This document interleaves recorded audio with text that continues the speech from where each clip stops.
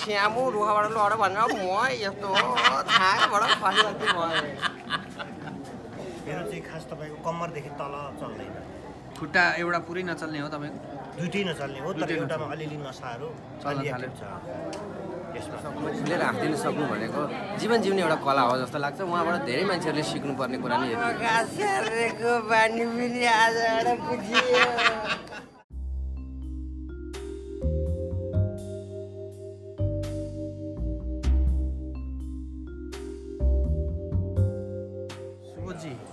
तपाईँलाई यो बडो अनौठो ठाउँमा भेट्यो खास के उद्देश्य कसरी यहाँ आइपुग्नु यहाँ म पहिले नै आउनुपर्ने थियो आउनु सकिनँ मेरो एकजना दाइ आदरणीय दाइ हुनुहुन्छ र थेरापी गराउनुको लागि यहाँ बस्नु भएको छ यो थेरापीको लागि हो सामान लिएर म खासमा भेट्नुलाई यही मौकामा सबैजना बिरामीहरू र यो नयाँ अनुभव विशेष गरी उहाँलाई तपाईँको नाम के मेरो नाम घनश्याम धमला के समस्या के हो तपाईँको मेरो चाहिँ स्पाइनल कर्ड इन्जुरी सम्बन्धको चाहिँ समस्या हो एक्सिडेन्ट भएर कि कसरी भयो यो चाहिँ एक्सिडेन्ट नै हो कस्तो एक्सिडेन्ट भएको त्यो स्पाइन ढाडको समस्या हो रुखबाट लड्नु भएको थियो हजुर घर कहाँ तपाईँको ओखलढुङ्गा ओखलढुङ्गा अनि कति वर्ष भयो यस्तो भयो यो 1 वर्ष भयो 1 वर्ष भयो हजुर तपाईँको के कुन कुन अङ्गहरू चल्दैन मेरो चाहिँ खास तपाईँको कम्मरदेखि तल चल्दैन कम्मरदेखि चल्छ यहाँ चाहिँ कसरी आइपुग्नु भयो यो ठाउँमा यहाँ चाहिँ तपाईँको अब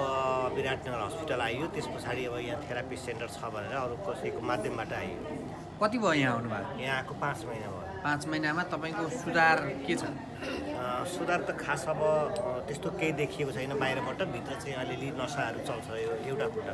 खुट्टा एउटा पुरै नचल्ने हो तपाईँको दुईटै नचल्ने हो तर एउटामा अलिअलि नसाहरू चलिएको छ यसमा चाहिँ भनेपछि 5 महिनामा केही सुधार भएको छ तपाईँको परिवार को हुनुहुन्छ उहाँ एकजना मेरो मिसेस उहाँ चाहिँ छोरा एउटा छोरा हो तपाईँ दुईटा छोरा अर्को छोरा चाहिँ अर्को चाहिँ विराटनगरमै बस्छ विराटनगरमा के गर्नुहुन्छ उहाँ चाहिँ पढ्छ भनेपछि रुखबाट के घाँस काटेर अनि तपाईँसँग चिन्जान रहेछ सुबोधको कार्यक्रमहरू हेर्ने गर्नु भएको छ के मनपर्छ उहाँको कार्यक्रम एकदम मनपर्छ उहाँको मनपर्ने कस्तो कार्यक्रम एकदमसँगले एकदमसँगले एकपल्ट भनेर हँसाइदिनु नि त उहाँलाई होइन के पाएर यो तपाईँ के हो त मुसँगले त्यहाँ अब रुखमा चढ्ने शिव अब फुल टिप्न जाँदाखेरि परमधाम भयो भन्ने सुनेको थियो तपाईँ त्यो तरिकाले हिँड्ने होइन नि त भर्याङ लाउनु पर्यो कसरी हुन्छ अबदेखि त्यसो गर्नु पर्यो तपाईँ खासमा उहाँलाई मनपर्ने क्यारेक्टर हजुरले पनि सुन्नु भएको छैन त्यो चाहिँ जुन मन पराउनुहुन्छ र त्यसमा बढी हाँस्दिनुहुन्छ उहाँले कस्तो हो त्यो खासमा हाँस्ने विशेषज्ञ नै हो जस्तो लाग्छ एउटा हामी चाहिँ हाँस्य कलाकार हँसाउने कलाकार उहाँ चाहिँ हाँस्ने कलाकार हो अच्छा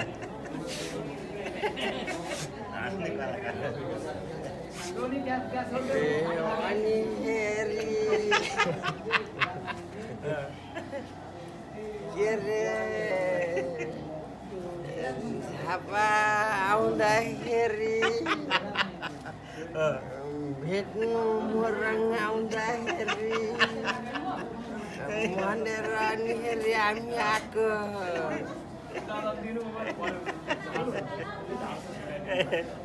अनि भेनेजुएलाको बारेमा त्यही त के त भन्नु भेनेजुएलाको बारेमा भेनेजुएलाका राष्ट्रपति ह्युगो चाभेज 2 कार्यकालसम्म अत्यधिक बहुमत ल्याएर जनताको नेतृत्व गरेका मान्छे अहिले थाहा भयो अनि अस्ति मैले फोन गर्दा यहीँबाट हाँस्दिनु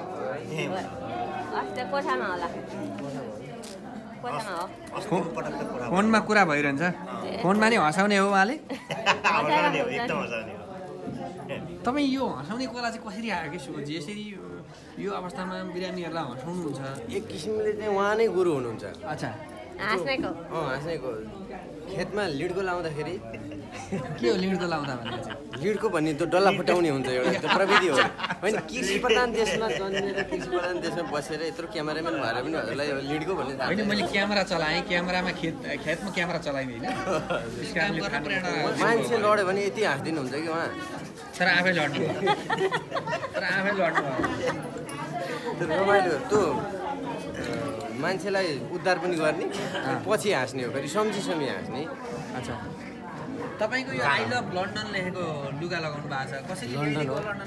हजुर लन्डनबाटै ल्याएको हो त्यही त आई लभ लन्डन नेपालमा बस्नु भएको छ आई लभ लन्डन लेख्नु भएको छ होइन कमसेकम आई लभ नेपाल लेखेको चाहिँ लगाउनु पर्यो शुभजीले गिफ्ट दिनुभएको त होइन नि लन्डनबाट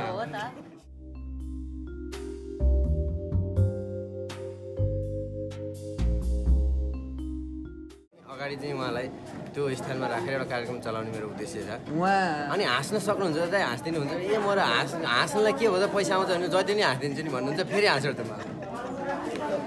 पैसा आउँछ भने हाँस्दिन्छु भन्नुभएको त्यत्तिकै त हाँस्नु पनि हुँदैन हो अहिले उहाँ हाँसिरहनु भएको छ त यो के पैसा आउँछ भनेर हाँस्नु भएको ए ठिक रहेछ दीपक आचार्यको बानी पनि आजबाट बुझियो अनि अरे अकबर रे खोर्सानी पिर मोबाइल खिच्ने मान्छे त नर्कवासी किर यो कसको क्यारेक्टर गरिरहनु भएको छ यो कतै बरी लैलाई के कुरा गर्नु नि म भुतुकै मरि गएन नि मलाई त्यहाँ बाधा हेर्न भन गएको थिएँ कि हाम्रो स्यामु रुखबाट लड भनेर म यस्तो थाहाबाट फसिरहेको थिएँ गाउँका हाम्रा मैले क्यारिकेचरको सिक्दाखेरिका तपाईँले त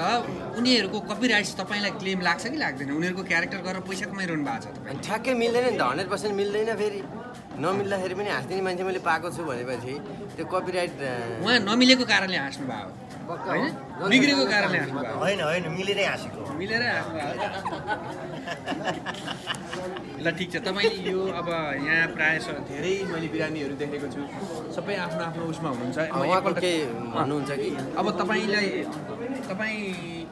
अब अन्त्यमा केही भन्नु छ हामी जस्तो लामो यात्रामा छौँ अहिले त्यो बिचमा पनि तपाईँलाई नभेटी चाहिँ नजाने भनेर हामी गाडी कटिसकेपछि पनि हाम्रो अजयजीले चाहिँ गाडी उता लिएर गइसक्नु भएको थियो तैपनि होइन अब त्यस्तो बिरामी हुनुहुन्छ भने फर्काएर पनि उहाँले झन्झट नमानिकन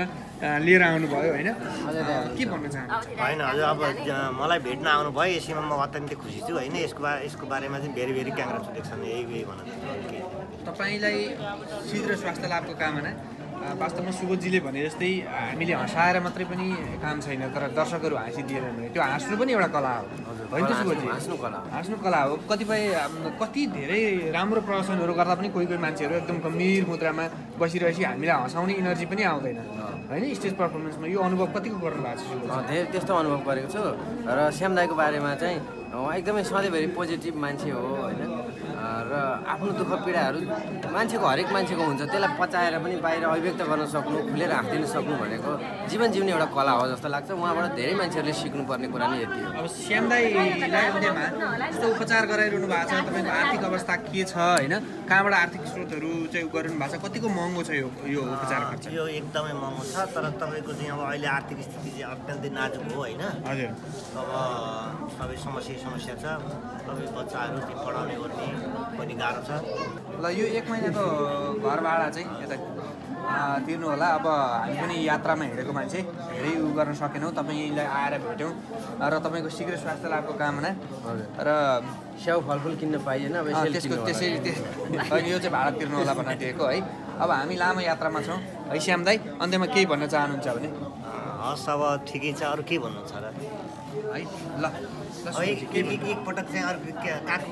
क्यारिकेचर गरेर हँसाइदिउँ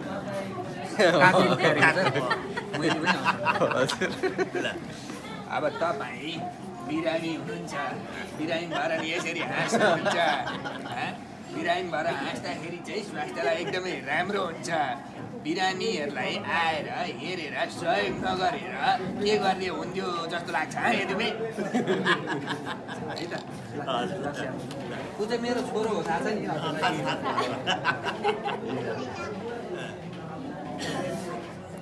जो कोही गरिदिए पनि हुन्छ